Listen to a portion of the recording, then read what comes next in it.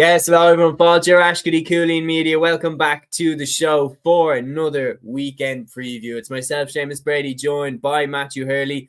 Matthew, we've got an interesting pot to look through here now this week. We obviously have action taking place as we speak in the college competitions in the Sigerson and the Fitzgibbon. We have the O'Byrne Cup and the FBD League, and over in Connacht we have action taking place in those competitions as well. And then we also have the intermediate club finals and junior club finals to look forward to this weekend. No senior club action, which obviously the indication that we're nearly at the finish line with the club championships 25-26. How we keep them on? Yeah, good. Yeah, I suppose the intermediate and junior finalists get the recognition they deserve in many ways. Out of these 8 finalists, actually, I think 5 of them are from unique counties, and then you have 3. You just have 2 or 6 from unique counties, and then you have just 2 from Kerry, just hanging. Ballymagilligan and Ungale planning to do the double. Dingle obviously planning to do a treble with Kerry football, but we'll see if they can do it next week. It's going to be a very interesting weekend. Obviously, I am closer to one of the games in particular out of the 4 this weekend. Obviously, with Kilbritton's junior final, a lot of work in the previews got into the Southern Star this week from Kieran's pieces. I did a few preview pieces on this as well, and it's just been brilliant. And I suppose the village in Kilbritton is absolutely bouncing this week. They're preparing for a junior final, and it's massive for the community. It's massive for every community involved here, like Eastleigh, Tureen, Upper Church, Drumban, obviously the 2 from Kerry, Ungale and Ballymagilligan, and obviously the 2 up in Ulster, Clocker and Glenullen. So it is going to be an interesting weekend, and it's great to see the eyes are going on these competitions. And I suppose with the Sigerson and Fitzgibbon, less so the Fitzgibbon, because I would say there was comprehensive wins, if anybody seen them last night. But the Sigerson, a lot of interesting results, particularly the Ulster University one, I think it really catches the eye. But in particular, the Ulster University players that weren't allowed to play, apparently, which could be a bit of a controversy there. So yeah, a lot to delve into, despite the fact there's no senior action. Well, there's the pre-season competitions, but I suppose when you look at what happened last week, they're probably thrown into chaos, aren't they, Seamus? Yeah, I mean, it's very, very interesting. There's like a spectrum, as you were saying. We had an in-depth discussion about this last week, but on the same weekend that we had, like say, the Dublin Hurlers naming 5 of the starters that started in last year's All-Ireland semi-final against Cork, taking it very, very serious. We had, a coin toss decide other competitions and everything like that. There was a really wide scale of how serious different counties were taking it. And that is 100% down to, that's down to the pressure that the competitions are under. That's down to like the doubts about how necessary they are for the calendar and everything like that. So we were saying on last week's show that we're stuck in this weird little gray area, and it's like, okay, either the GAA needs to go all in on getting these as part of the calendar, move the league back, move the finals back into August, or scrap them, move the leagues a little bit further into January, give that space between the league and championship and keep the finals where they are. But one way or another, the current status is like you're 1 foot in, 1 foot out, and you kind of make a hash of it in both ways. So that's kind of what we were saying last week on the show. Our good pal Peter Griffin is leading the way in terms of the comments. If you are new to the show, guys, get involved in the discussion. Let us know what your highlights of the week of sports have been so far, because obviously we had the Sigerson action on Tuesday and Wednesday, and we have big club action taking place this weekend as well as the national leagues dooming ever closer. We can't wait for that as well. We got something special to announce as well. At this moment, it is an appropriate moment to announce this. We will be doing a full in-person preview show for the leagues in 2026. Myself, Matthew, Liam and Aaron have found the studio. We've rented it out.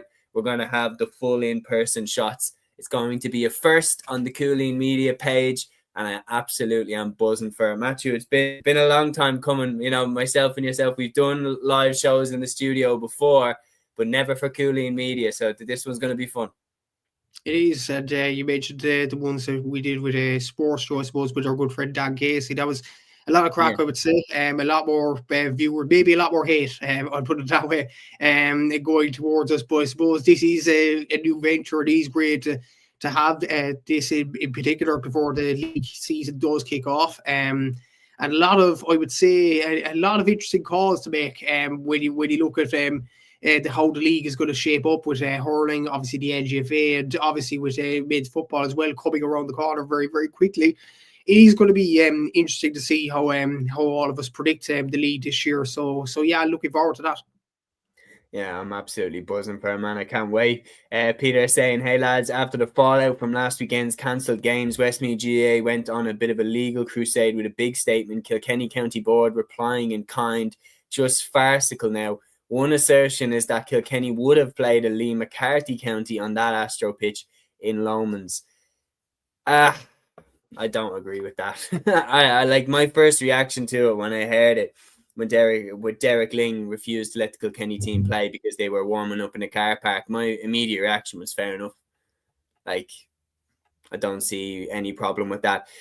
I don't really know enough about the situation to comment strongly on it, but just that there to say that you would have played a Lee McCarthy team, I don't think so. I don't think that's correct. It's a pre-season competition that clearly the way it was put together to end up with Kilkenny training in a car park on concrete, that's farcical.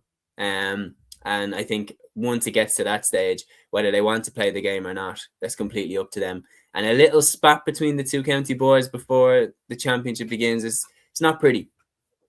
It isn't. And I think, look, if Daddy, well, I'd struggle to find that being true, to be honest with you, because last night in the Munster Senior Hurling League, Waterford played against the Christie Ringside in Kerry. Yes, it was a hammering. Waterford absolutely tanked them in the end, but Waterford still showed them a lot of respect and fairness by playing them. And you had other teams playing, obviously Dublin playing Carlow last weekend, Carlow or Joe McDonough's team. So I struggle to believe that reasoning, to be honest with you. If it is true, I'd be like, wow, to be honest with you. But I wouldn't go full on because I don't know if that's fully true or not. But if obviously they were training in car park, that's the part we do know, and that's completely unacceptable. But what happened, what Peter was saying there, I'm not sure if it did happen. So yeah, it's very, very hard to judge there. But I struggle to believe Kilkenny would have just avoided playing Westmeath because they're not in Ian McCarthy. So I think that would have been completely back out of order if it is true. Yeah, I think this competition seems to be the preseason competition seems to be where all the batshit stuff goes on. Like coin tosses deciding who gets through to the next round, a team winning a game and then folding immediately after.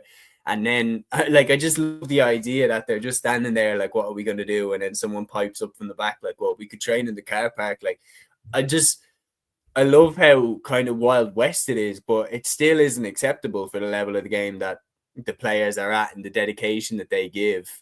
That's why I'm saying, and that's what's caused by this kind of half in, half out situation. You either go all the way in or you're all the way out. And I think we need to go one way or the other here.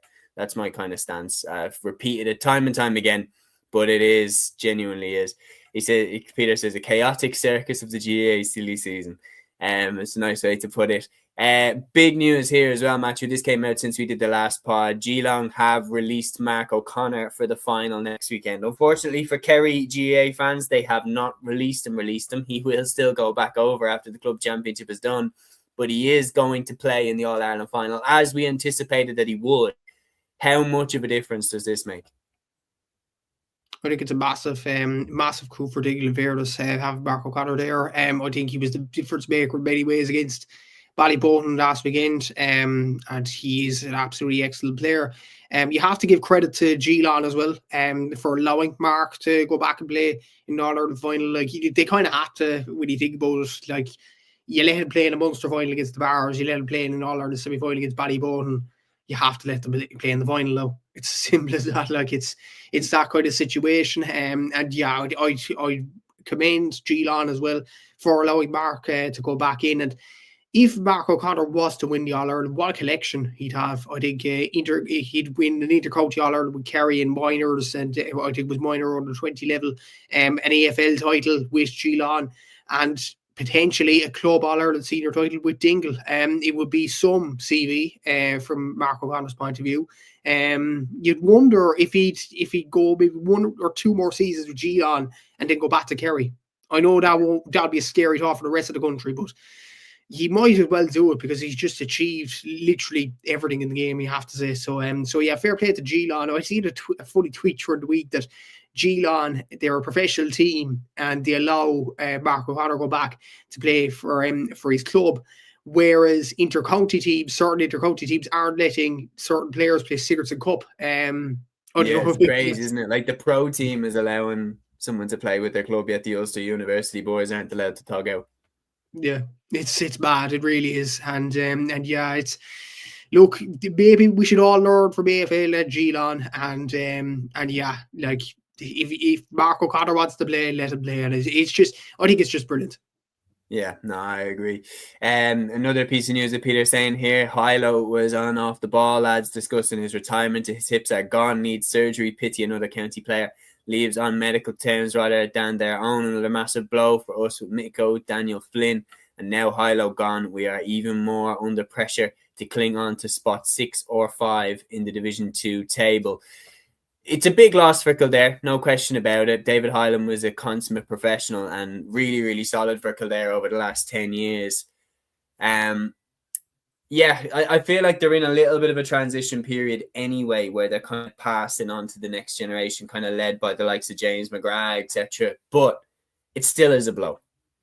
It's a massive blow. And when you look at Daniel Flynn leaving the battle as well, obviously Mick O'Grady is a massive loss to the Kildare team. Noel Kelly for experience as well. That's 4 big personalities in the Kildare team, and that is a big loss in fairness. But what I will say from a Kildare point of view, the younger lads have shown that they can play at the highest level. You look at Callum, not just James McGrath, but Callum Bolton is an excellent player. If Jimmy Ireland can just regain a bit of fitness, I think he is a serious player. You still have Kevin Feely about. If he can stay fit, he's a serious player there as well.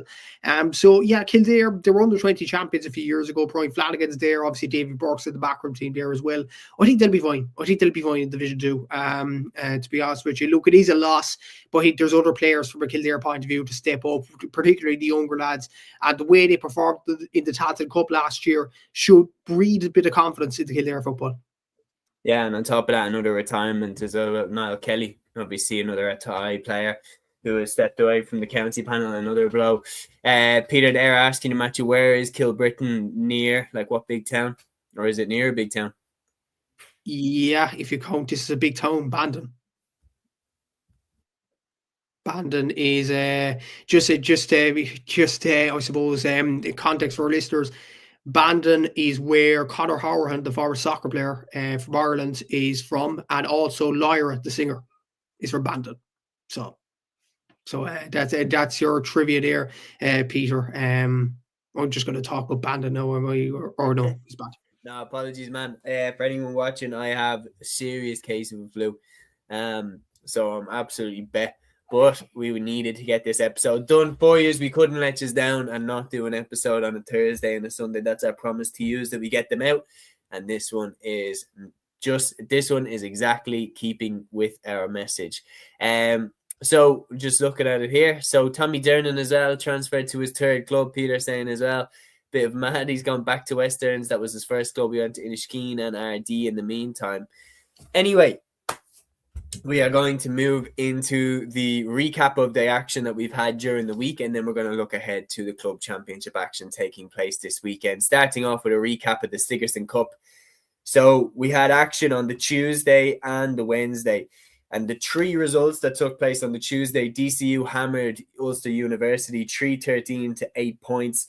MTU Kerry beat TUS Midlands 217 to 211. TUD then beat Dundalk IT 217 to 1-11. So they were the 3 results from Tuesday's games. What was your recap on them, and what did you make of the results?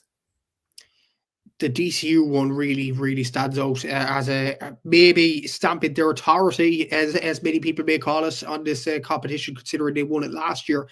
But I would say it's a complete shock considering we looked at the panels. We looked at the panels in terms of predicting the Sigerson Cup because that's what we base it on. You look at the quality of each team as per county and things like that. And you looked at specifically Ulster University's team and you think, wow, if these all play, they are a serious team. But DCU blow them all the water. But bit of context, Ulster University didn't have their players available. Like Owen McElhone wasn't there, Rory McCullough wasn't there, Owen McAvoy wasn't there, Rory Canavan apparently he was named to start, but he actually didn't start in this game for some reason. So they were missing a whole host of talents. Ulster University. They only had, I think the only McGill from Down in the team, and a few others as well. I think McGarity for Tyrone. But other than that, very, very few, which was, it is worrying, I suppose, Seamus in particular, when you look at, I suppose, when you look at Derry in particular, when you look at Tyrone, not allowing their young talents play in these competitions is what it seems like. Like Rory Canavan hasn't played club football. Like Eric Kilkieran went out of the club championship in the semi-final to Trillick in Tyrone, I think in October, was it? So like he should have had ample time to prepare and get ready for this Sigerson Cup. But this is another thing with the pre-season competitions, and we talk about training in car parks and we talk about other things as well, like coin tosses. But this is another thing as well. I see the Tyrone and Armagh did draw good attendance in the McKenna Cup, but one thing I noticed in the starting team, Rory Canavan was there, and I was like, this is not good, because Ulster University have Rory Canavan, and if you're not allowing these players to play Sigerson Cup, what is the point of the Sigerson Cup if it does happen? Now, I don't want the Sigerson Cup to die like this, because it is a brilliant competition. It gets them players playing for their colleges. It's part of the college experience in many ways, Seamus. Both of us have been to college.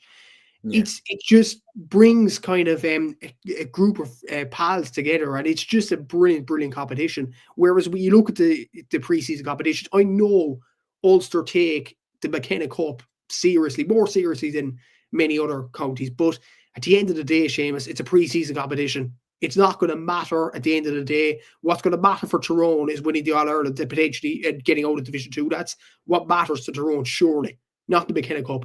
So you'd have to question Tyrone there, why they played Rory Canavan against Armagh and didn't allow him play against DCU during the week. Owen McElhone, why didn't he play? Rory McCullough, why didn't he play? Like it's just puzzling, I would say, from their point of view, Seamus. You had other players as well, like Kieran Daly was another Tyrone player, didn't play. Like it's just, I don't know, it's very, very concerning. But back to the positives, Jack Tumulty from Roscommon had a very good performance in this one, 1-4 for play. Luke Barrett from Sligo came off the bench and got 1-2 for DCU, very good performance from him. And the two Dubs in Larkin O'Dell got 3 points for play, and Conor Dolan got a goal. So a really, really good performance by both of them, and a brilliant performance by DCU to open their campaign. MTU Kerry beat T West Midlands. It was a good win for them as well. Two Kerry boys stood out, and Keith Evans with 1-4, Darragh O'Connor with 1-3. Shout out as well to a Cork guy for Buttevant, David Hadlin, he got 3 points from play as well, excellent performance. And even for TOS Midlands, you had Matthew Whitaker of Westmeath scored 1-5, I think 1-4 from play, which is very, very impressive from him. And then TU Dublin against Dundalk IT. I was here, Dundalk IT had a man sent off in the first half, which was quite a shame. In all honesty, Dundalk IT won the Trench Cup last year. They would have got into this competition with a lot of confidence, but TU Dublin turned it around in the second half with key performance. Jordan Morris had a good performance, obviously. Jamie Murphy from Meath as well. Stephen Moody had a good performance. He's a Monaghan footballer. So look, good performance there from TU Dublin, but they were kind of lucky that the red card did happen in the first half for DKIT. But I think the main story is just the exodus of Ulster University players, which is a shame, to be honest with you.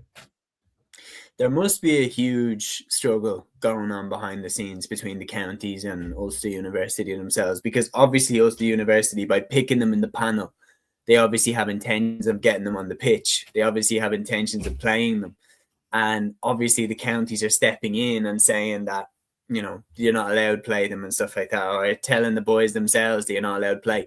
There was an instance, well, I remember it was a couple of years ago, or was it last year, that Conor Glass was down on the list to play for Ulster University, and then he didn't play a minute in the competition. Like, it's really weird. There's clearly some sort of clash between the counties, particularly it seems to be Tyrone and Derry over the last couple of years, that their players just don't play for us University, even when they're named in the panel. And yeah, like I get that the McKenna Cup has taken a lot more serious up in Ulster, and you cannot deny the crowds that turned up, the 7,500 that turned up for the first round in the McKenna Cup. Like, that's a serious turnout for this time of year. But that again goes back to what I'm saying, that like we should give a competition the spotlight at this time of year. We should, in my opinion, it should be Sigerson should be in the final stages now. We should run the group stages in November, then during the week, and then we should run the final stages in January, with GAA week as the last week in January, where the finals take place in Croke Park. Because you remember when we were in college, you had Rag Week, you had Freshers Week. The GAA finals weren't a GAA week, and I was in like DCU, which was such a sports-based college, but there wasn't really that much done around the finals. Like it wasn't impossible for you to not know about the finals. Do you know what I mean? It wasn't impossible for you to not even know the TCU are in them, and it should be everywhere. Like if we want to push that, it should be everywhere. The college competitions has such potential to be a huge competition, and I don't know, clearly there's an issue in terms of that. But maybe we'll discuss that another day. My thing would be the Sigerson finals take precedence during the week, and then the preseason competitions start in February. That's the way that I would be moving with it. And January is like the training month. They'd still be running, challenge matches and stuff like that, but it's a little bit harder to justify stopping a player from playing in the college competitions if it's just for challenge games and you have the league right around the corner. Peter says, agree, the unis need to do more really to promote and highlight the Sigerson and Fitzgibbon. I do agree. A GA week sounds class. Yeah, that would be unreal. Like I would have absolutely loved that. Imagine like buses going from the college down to Croke Park. Like imagine if Ulster University, when they're in the Sigerson final, got buses down to Dublin for the day, like, and anybody who wanted to be part of it could, book onto the bus, and imagine one massive college weekend up in Dublin or something if they win. That would have been unbelievable. But anyway, that's the Tuesday. Moving on then to the Wednesday in the Sigerson Cup, continuing our little recap of it. We had 5 games from the Sigerson on the Wednesday. We had UL, who beat MTU Cork by 17 points to a goal and 9.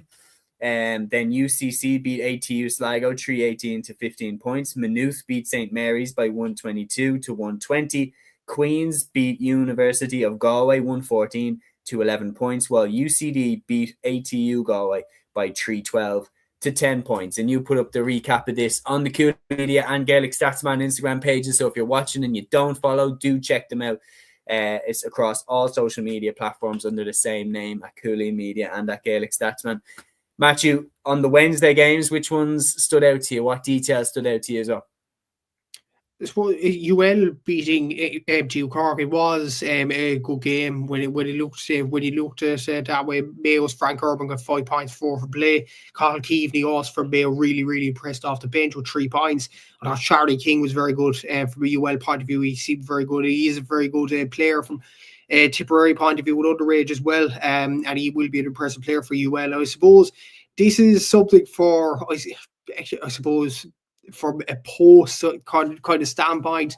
I think Jerome Quinn put up earlier. And this is pretty close to where I live as well. This is West Cork brothers, Paddy O'Driscoll and Keith O'Driscoll. So Paddy O'Driscoll was number 5 for UL, and Keith O'Driscoll was number 10 for MTU Cork, and they marked each other in the game. Like, they're brothers, and I think It must have been an interesting breakfast in the family home. Geez, it was. I'd say definitely. I think it definitely was. To be fair, and yeah, look, there are 2 good players from Gabriel Rangers around the Ballyhob area, and yeah, it was a good interview that Jerome Quinn did with both of them actually afterwards at Higher Education. It was a very good interview. I think Jerome Quinn quoted as well. We talk about first class rivals. It's going to be first class families here, because like, this is unreal. You wouldn't have seen that. But look, that's another special thing about college competitions, isn't it? You get these kind of stories that you wouldn't get anywhere else, and it's just brilliant, to be fair. Look at the other games. UCC beat ATU Sligo 318 to 15 points. Scorpio said Conor Daly got 3 goals and 4 points, but other sources said he got 2-4 in this game, while Owen Corcoran of St. Mary's got the other goal for UCC in this game. But Conor Daly, regardless, had a very good performance from Clonakilty, very good display from him. Rory Murphy from Kerry also had a good display as well from a UCC point of view. From Maynooth's point of view against St. Mary's, it was a tight game, but they got over the line in the end. Connor Duke got 5 points, and we know how impressive Connor Duke was for me last year, the run to the All-Ireland semi-finals. Conor Gray got a goal as well. Owen Cully from Kildare got 4 points. Harry Plunkett from Offaly got 5 points as well. I'm sure Liam will tell us all we need to know about this guy. He seems a good player, I have to say. It was a good win from a Maynooth point of view there. Queen's beating University of Galway. One player that really stood out in this one, Anton Tohel, that's Anthony Tohel's son. He's part of the Derry panel. He played AFL. I'd imagine Kieran Mina has to play him more now, especially with Kieran McFall leaving the Derry panel. I think he has to step up a bit more for Derry this year. He's a very, very good player. He got 1-1 in this game. And then UCD beating ATU Galway. And ironically, 2 of the UCD goals came from Mayo men, Niall Hurley and Dara Riley. Mayo boys going to college in Dublin. Who would have known? It's common. DCU as well. DCU as well was full of Mayo people when I was in college. They're great crowd, great crack. Definitely. And to be fair, UCD, the starting team they had is very, very good as well. When you look at their standout performers other than the Mayo boys, you Peter Duffy of Cúilín from midfield, he got the other goal in this one. And then Callum Bolton of Kildare, who we mentioned earlier on the podcast, from a Kildare point of view, and Leitrim's Paul Honeyman, who's a very good underage player for Leitrim as well. So UCD seem to have a good team there. But some interesting results there. I think the UL one probably stands out, and considering Ulster University lost the first game and there's kind of a disconnect between themselves and your county sides, could UL be a dark horse in this competition? I think they definitely could, especially then I seen that post about the team that they had in the Fitzgibbon Cup in 2018, and you look down the list and it's Tony Kelly, Sean Finn, Kyle Hayes. I think it was the most ridiculous stacked. John McGrath was on it as well. Like, it was the most ridiculously stacked college team I've ever seen. Peter says awkward breakfast in that table in that house. But the 2 brothers, Jerome Kind does great coverage of the colleges and the LGFA. He absolutely does, and he's a gentleman. On top of that, like, I've had the pleasure of meeting him. He's a great guy. Peter says, I think Johnny Doyle is still managing Maynooth. Is there nothing Johnny Doyle can't do? I mean, the fella literally just ages like a fine wine. But yeah, we have further action taking place in the competition tonight. Just for anybody, the results will definitely be in by the time that you are finished watching this episode. But basically tonight, the Walsh Cup quarterfinal sees Wexford face Dublin and Owlet to Ballot at 7:30. That one through in at the Walsh Cup Shield quarterfinal saw Laois go Carlow and Stradbally, and then in the Fitzgibbon Cup, UCC took on MTU Cork, and University of Galway faced UCD in Dangan at 7:30. So those 4 games all through in at roughly 7:30, and they are probably over by the time that you're watching this, but we don't have the official results yet, so we can't quite comment on them.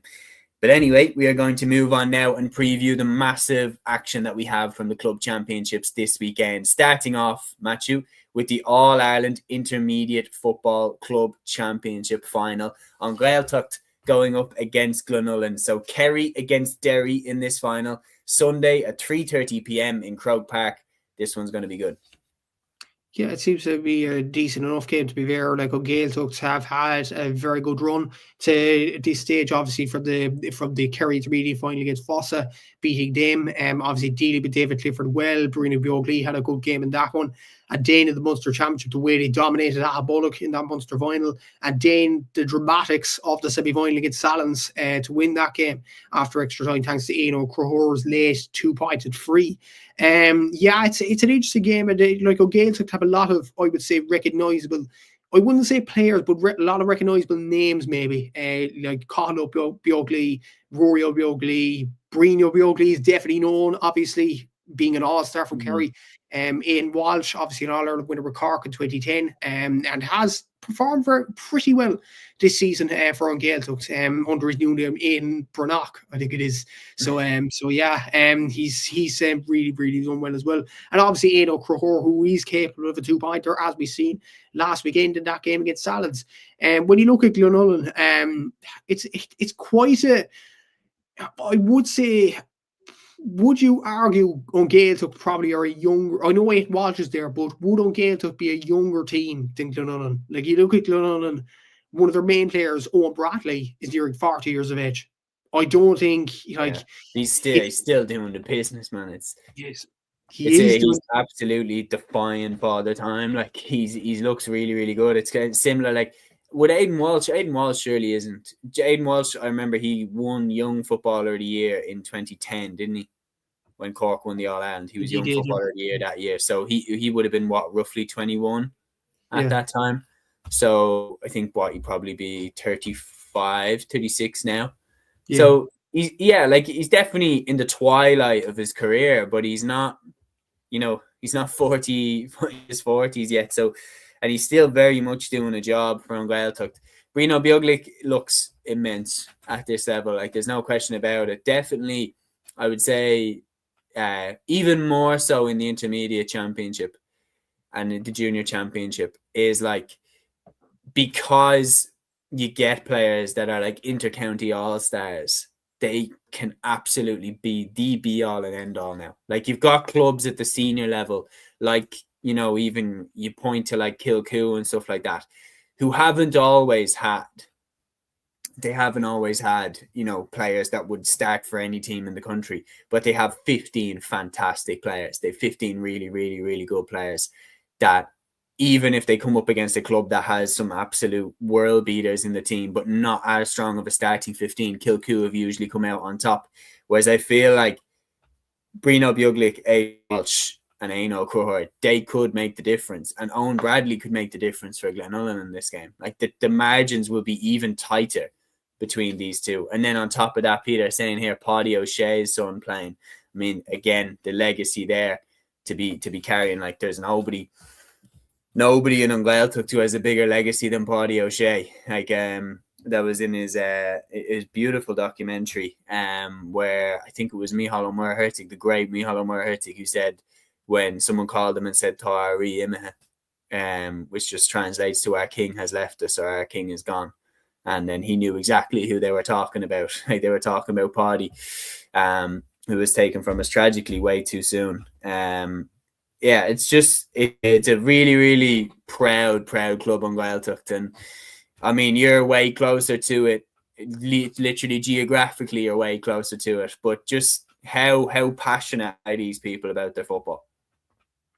They seem to be very passionate. I wouldn't say close geographically, no, like Gaeltacht, Dingle, around that area is very, very far. You're closer than me anyway. You're closer than me. I'll put it that way. But yeah, to put it into context, I have cousins from Kerry, and I think they're an hour or maybe two away from Dingle and Gaeltacht. That's how far away it is in Kerry. I'll put it that way. It's right on the coast. It's a lovely area, obviously. It is a lovely area, to be fair. But yeah, they live and breed football around there. They obviously have a thing that's kind of, would I say, I might say this might be a bit disrespectful, I suppose, to yourself, obviously, Seamus, and the other Gael goers. It will probably be a bit unique in a way. They actually speak to each other in Irish during training, apparently, this Gaeltacht team. Other than Ian Walsh, who doesn't speak a word of Irish, apparently.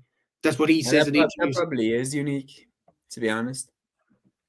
It's quite cool, isn't it? It's really, really cool. Like genuinely, because when I was when I worked at the Comórtas Pelin na Gaeltachta with TG Cahir over the summer, and it was my first time being at a competition where all the teams were speaking in Irish to each other out on the field. Like, it was pretty cool to see. There was one team, I won't name who, but there was one team that didn't really have that much Irish, but the rest were all Lífás Gaeilge, and it was a very, very different experience in terms of, like, because you go up to people at the end maybe to do an interview for social media bits, behind the scenes bits, stuff like that. And, at the time, you'd be asking, like, Ein chance will Gaelgogits, and you didn't even have to ask. They all had Irish. Like every single one of them had Irish. And I tell you what, if you want to have a good weekend, come out to Spell and Gaeltacht, so there's some crack at it. Like the minute the game's over, it's everybody's out having a good time, and yeah, no, it's great fun. Peter here says Aidan was chatting to Wooly, and he was saying the WhatsApp group is Oscailga, and he has to use Google Translate. That's very good. I think our good friend Dan Matthew went to the meets with him as well. I've seen a couple of clips of Aidan up on Sports Joe as well, so I'm going to guess that was Dan that was at it. But yeah, no, Aidan seems like a gent. He always comes across really well. If we had to predict, looking at how they've come to the final, who would you be leaning towards? You'd probably go towards Gaeltacht, but to be fair, like Glenullen had a very good win against Strokestown last week. Owen Bradley got 2 points, but when you look at the other main scores, Roy McNichol got 2 goals and 1 point from play. You would imagine, considering that performance in the semi-final, Gaeltacht will have to come up with a plan to try and stop him. But then again, I think Brina Bjogli was missing last week against Salins, if memory serves me correctly.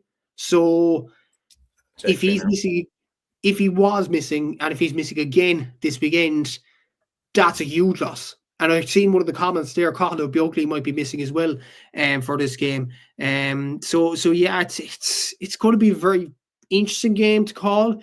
I think Gaeltacht have beaten probably better teams on their run. The likes of Castleisland Desmonds, the likes of Killarney Legion, of course, Fossa with the likes of the Cliffords.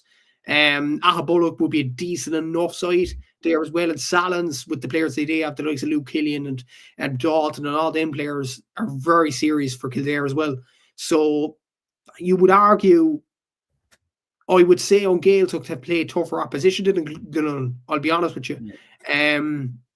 So for that reason, I'm going to stick with Gaeltacht, but I think the injuries, depending on how many there are, it could be a factor. We don't know though, but it could be a factor in this game. But I'm going to stick with Gaeltacht. Yeah, thanks to Owen O'Connell there coming in. I found it in the match report there. Brian came on with 20 minutes to go. Like, there's no doubt he's a key difference maker. I have to be honest, I didn't fancy Gaeltacht. I didn't fancy Glenullen to get past Strokestown. I genuinely looked at it and thought Strokestown, Roscommon senior champions a couple of years ago, a very, very difficult Roscommon championship to win. You've got Porrick McPherson in there. You've got St. Bridget's in there. Really, really strong teams.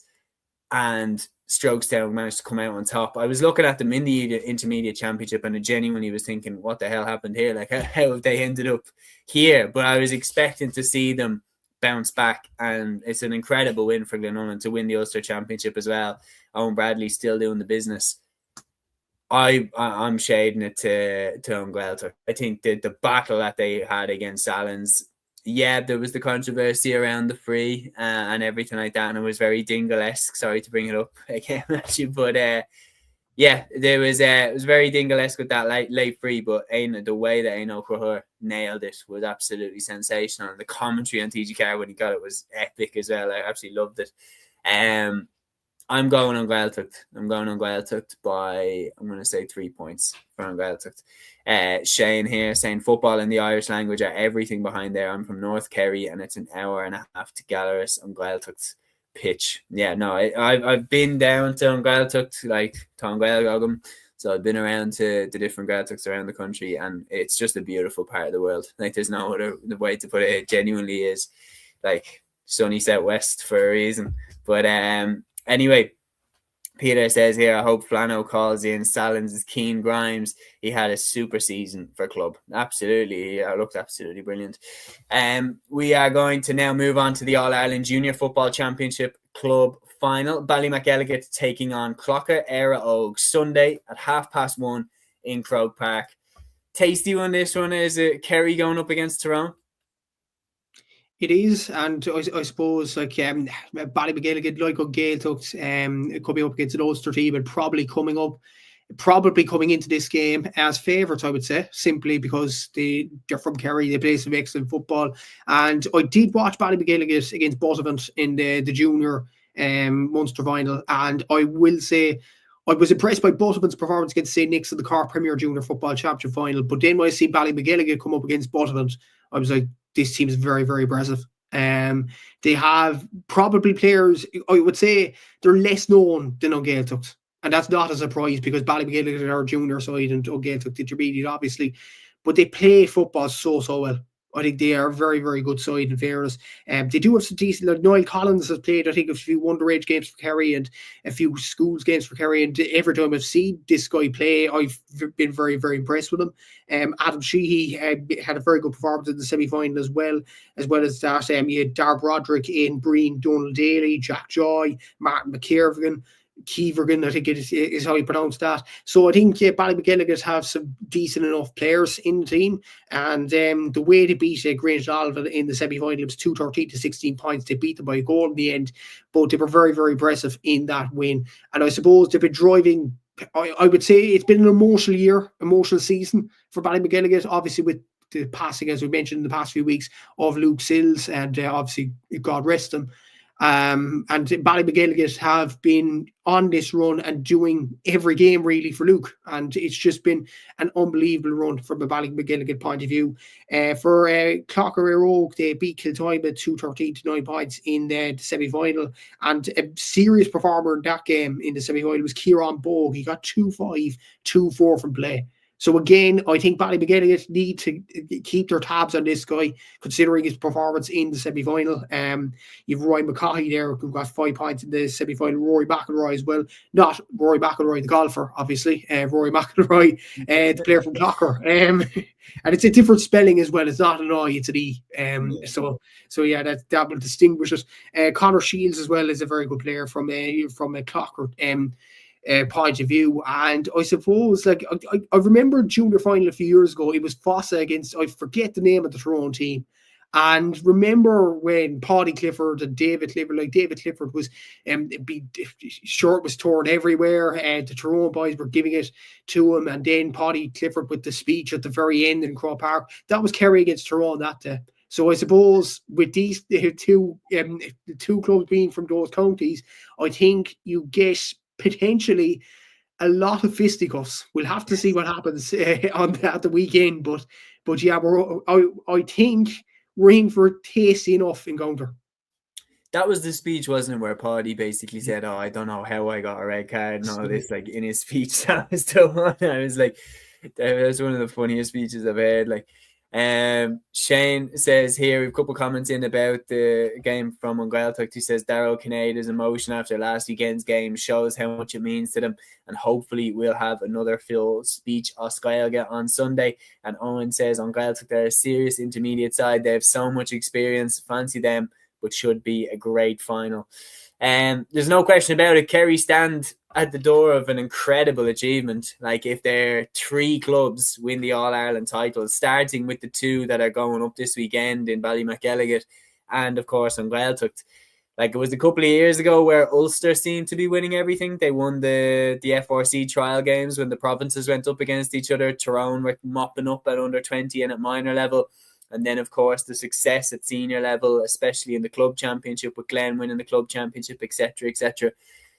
If Kerry on their own keep mopping up these competitions, I think that's even more impressive, Matthew. It is, to be fair, and yeah, they seem to be getting a grasp of these new rules, don't they? Yeah, it's seriously impressive what they're doing at the moment. To be fair, I did probably worry more for Ballymcgilligan in the junior championship, considering the gradings are kind of degrading, if that's the word, for the junior grades at this particular moment in time, because the senior sides have to increase eventually. I think they have to increase. I was talking to Kerry going the other day, they have to increase to 12 or something. So that might have a knock-on effect in the next years for junior. I thought it would already hit Ballymcgilligan, for instance. It doesn't seem to be the case this year. It doesn't seem to affect them at all. So look, they seem to be doing very well with these rules as well. They seem to be dominating in every facet in many ways as well. So yeah, I think Kerry are doing pretty well with these new rules as well. They seem to be enjoying football, and these are sort of rules that would entice good football, in fairness. And I know, I will say it, I know I'm from Cork, and Kerry are the rivals, But I'd rather football this way than when Ulster were winning it, because when Kerry were winning it, it's good football, it's good on the eye. When Ulster were winning it, that All-Ireland final between Armagh and Galway, Seamus, that was the most boring 60, 70 minutes of my life, and I'll never get back. So I think Kerry, to be fair to them, as much as there are rivals and all that, they do play some excellent football, and you have to commend them for it. It's just excellent on the eye, and the way their clubs are performing, the way their inter-county teams are performing, it's going to continue long into the next few years. I think, you can't deny how good the Kerry football has been. I don't think Ulster straight across the board was disappointing in terms of the quality. I think that Tyrone stood out as being a really, really shining example with the likes of Dara Canavan and everything. But the All-Ireland final itself was not very easy on the eye, and I think that was a catalyst that, like, okay, we need to change the game. Don't get me wrong, I was there. The atmosphere was absolutely amazing. The occasion felt huge, but the game was extremely cautious, extremely defensive from both sides. And the game did need to change. Like, there was no question about it. Attacking needed to be made more incentivized, because in 2024 and in the past few seasons before that, defensive solidity and being cautious and not taking risks and just trying to win the game no matter how boring it was, that was rewarded. And now we're seeing a situation where attacking and being adventurous and going for it, that's being rewarded. And right now, on top of having a very good team, Kerry have probably the greatest footballer of all time in David Clifford leading their line. So there's no question about it. Porter here says, agree, new rules suit Kerry. And Peter saying Grange Nolan had some run for one of the smallest clubs and catchment areas you'd find. Shane B says Ballymac have been trying to get out of junior level in Kerry for about 5 years, getting to semis and finals, and finally got over the line this year, unfortunately at the expense of my own club. It's that time to call it, Matthew. Ballymac Elligott or Clocker Era Og? Which one do you think will get over the line in this game? There's a bit of a team here. Ballymac Elligott, I think, will get over the line. I agree with you. Yeah. Sorry, Ulster. I just think Kerry football seems to be on a roll. Like, I don't think anybody seems to be able to stop them. And on top of that, the way that Shane talks about it there, when you've been knocking at the door for so long, like from a dub, I seen it with Nafina, for example, that they were knocking on the door to try and get out of Dublin for so long, that when they eventually did get out, albeit they did lose to O'Loughlin Gales the first year in the Leinster final, but when they came out the next time, they steamed all the way to the All-Ireland. It's like, because you're right there, that if you finally get over the obstacle that has been stopping you time and time again, it can give you like a turbo boost of momentum that can get you through the next few challenges. And that seems to have been the case with Clocker up to this stage anyway.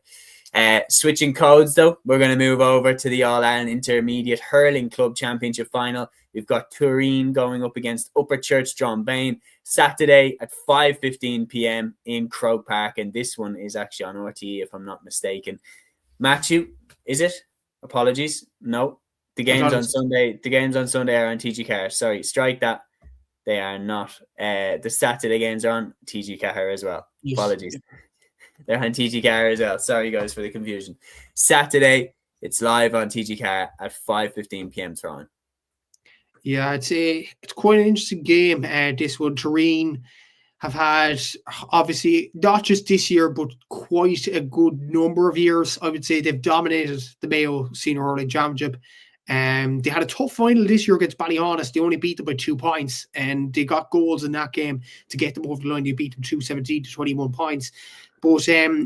But then, since then, it's been a very good run from a Tyrone point of view. They beat 4 roads in the Connacht Championship. They beat St. Gabriel's. They hammered Malik Oyercourt from Galway in the Connacht final as well. That was an excellent win from their point of view. They hammered Aero Carrickmore for Tyrone in the semi-final as well. So look, I think Tyrone have been on a good run for a number of years. Like Shane Boland's got 3 goals and 38 points in this championship so far. Fergal Boland's, I think most of the football folk will know who he is. A Mayo footballer, obviously. Pretty good hurler too. 3 goals and 26 points from play for Tyrone in this championship. Owen Delaney with 2 goals and 21 points. Sean Kenny with 117. Liam Lavin 2-9. So they do have a plethora of Mayo senior hurlers, which is a very impressive thing to have, because Mayo were very competitive, I would say, the Nicky Racker this year probably should have won it.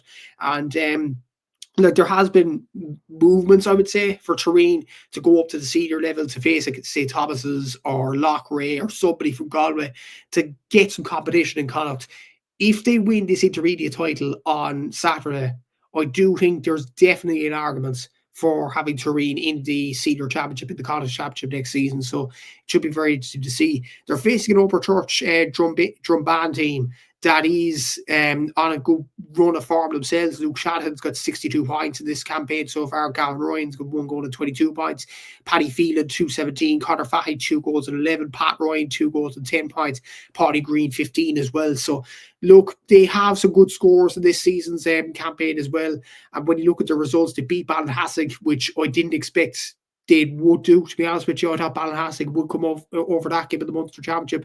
They beat O'Callaghan Mills, they beat Danesford from Kilkenny, they beat Carrick Swans quite comfortably in the tip final as well.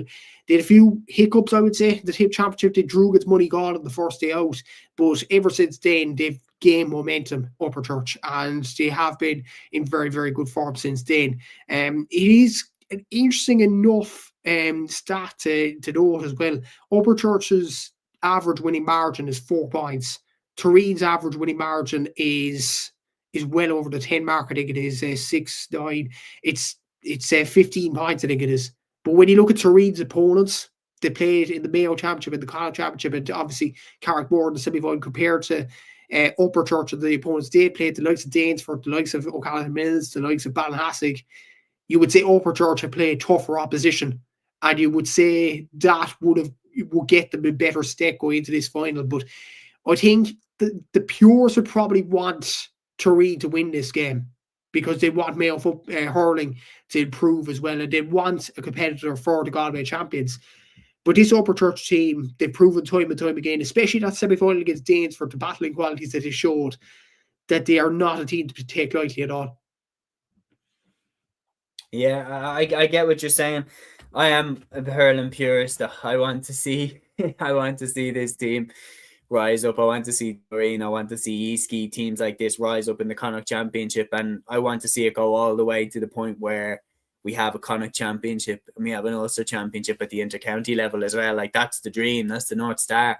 So the more that can move in the direction of happening, the better for the entire sport. So there's a part of me that's rooting for Easkey to get over the line. There's a part of me that's rooting for Tyrone to get over the line. And you know what? I'll go with Tyrone. I think that they've been performing really, really well. Yeah, and Fergal Boland especially has really caught my eye. I mean, the fella is, like, under the radar, is one of the most talented dual stars in the country. Like, he wouldn't get the credit for that, but, like, he is absolutely fantastic. When he switched over to the hurlers, he's one of the leading lights in the county. And then with the footballers, he's absolutely brilliant as well. Once he came back to the panel under McStay, he absolutely tore it up. So, yeah, I'm going to go with Tyrone to get over the line in this one. And that brings us swiftly on to the All-Ireland Junior Hurling Club Championship final. Kilbrittain of Cork going up against Easkey of Sligo, Saturday at 3:15 in Croke Park. And this one is also live on TG Car. Give us your preview for this one, man. Yeah, big preview in this week's Southern Star. This game, 7 pages of this, so a lot of content this week, just to get that out there. Go to the shops and get the e-paper as well. A lot of action for this game in the paper this week. But why wouldn't there be, Seamus, when you have a West Cork team in an All-Ireland final, potentially? Like, I think the last West Cork male team to win an All-Ireland, I think, was Carbery Rangers back in the mid-2000s in football, I think. So Kilbrittain are trying to bridge a 20-year gap here in terms of West Cork clubs. So it's going to be a historic occasion, whoever wins this game. In fairness, like Eastgate have done well themselves in promoting Sligo hurling, to be fair as well. Look, this Kilbrittain story, they've been absolutely outstanding throughout the whole championship. For the Davis South Court, the Cuddy game, Clonmel, where they played in horrific conditions. Back to the game when they played against Barry Roll, their rivals in Clonakilty in the first day out in the Cork Championship in sunny conditions. They've had a really, really long road, and this has been a memorable journey from everybody involved in Kilbrittain. Joe Ryan's been absolutely excellent in charge of this Kilbrittain team. Mark Hickey, 1 goal and 68 points. Luke Griffin, 3 goals and 12 points. Conor Hogan, 3 goals and 10. Each and every one of those guys have been heroes in this Kilbrittain team. Joshua Donovan, Bertie Butler, Philip Wall, the captain. They've been absolutely incredible. And I think Philip Wall, obviously there was a Star Sport podcast interview. Kieran McCarthy interviewed Philip Wall, the Kilbrittain captain. Checked it out, we had already. I think Philip Wall said it off the ball this week that West Cork is a county within a county. So look, that's some quote, I have to say. But isn't Cork a country within a country? You can say the same about Dublin as well. You could maybe. But yeah, it's brilliant, to be fair. And obviously Philip, he's got a bit of tips from the likes of Jamie Wall and Kate Wall, his siblings who have played in Croke Park. Obviously, Kate played there only a couple of weeks ago for St. Finbar. So look, I think they're well ready for this game. Hopefully, they'll get over the line. The very best of luck to them. It is a massive occasion for Kilbrittain and everybody in the community there. For Eastgate, they have a certain player who's done absolutely incredibly in this championship. In the club championship, Andrew Kilcullen, Sligo Inter-County player, star player for Eastgate. He scored 15 goals and 77 points in this championship. That's incredible. I saw that. I thought it was a typo. I was like, what? I was like, surely Matthews added on a 1 there. Surely it's 5 goals and 15 goals to have at this stage. And the final isn't even over yet. It's ridiculous. It's unreal. It really is. He got 4 goals in the semi-final as well against Burt when they won after extra time. But this has been a good run from Eastgate point of view. Finian Cawley's got 2 goals and 15 points as well. And what about Finian Cawley? I listened to Rachel Sheehan's interview with him about off the ball during the week. He grew a mustache for November, and he hasn't shaved it off since for good luck, apparently. I don't know. That's incredible. Thomas Cawley, 13 points. Patrick Walsh, 1-6. Corbin Verker, 1-5. So they do have some excellent players, Eastgate, in this team. They've had one tough game against Ballinasloe, but other than that, they've been absolutely whipping sides of the sword in this championship so far. So yeah, it's been a good run from an Eastgate point of view. I think the Hurley Purists, again, like Terrain, would want Eastgate to win this game. But because, I can't back against Kilbrittain, can't I? Because I'm from near that club, but I'm not from the area, within the area of Kilbrittain. I'm from very near the area, and hopefully they could get over the line. So I'd have to back Kilbrittain, haven't I? I'm going to go Kilbrittain to win it. I'll go Kilbrittain as well. I'm going to go with you. I think we'll have a bit of peace and harmony on the show. John Doherty says John Doherty 4976. Sorry, he says, I have a feeling Limerick will beat all around them in the hurling in the summer and win back the All-Ireland. That ruthless efficiency and skill and physicality they had from 2018 to 2023 is back.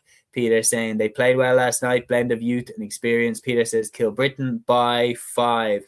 And says Porter says that's the greatest Munster team, Limerick, with the manner of that Dublin defeat, and for the first time in a long time, Tip matched them last year. It's a really interesting. They're in a very similar position, I would say, to where Kilkenny were at the beginning of 2014, where Kilkenny had won their All Irelands in the 4 in a row up until 2009, then back to back in 2011, 2012, and then Cork beat them in the qualifiers. I remember in 2013, where Henry Shefflin got sent off.